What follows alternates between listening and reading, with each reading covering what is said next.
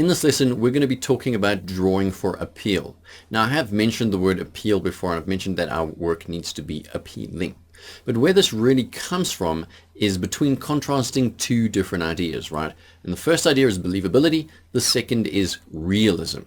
Do we try to draw for the sake of realism, or do we try to draw for the sake of believability? And which is more important?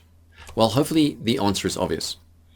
Something can be very real or very realistic, be drawn very accurately, very technically correct. But if it lacks believability, something that is worse off in those categories but is more believable will always win out.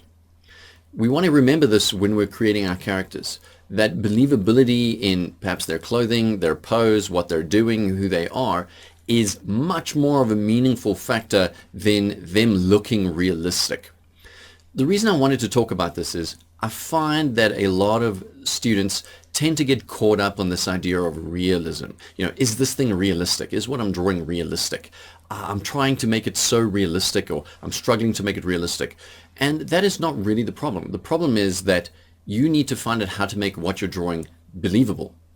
This goes again to poetic license, in a sense, where you could draw anatomy a little off.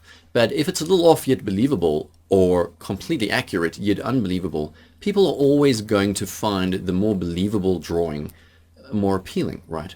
So really think about this, contemplate it yourself. It's just some small little section I wanted to pop in there. Consider to yourself the differences between believability and realism. Think on it, digest a little bit more.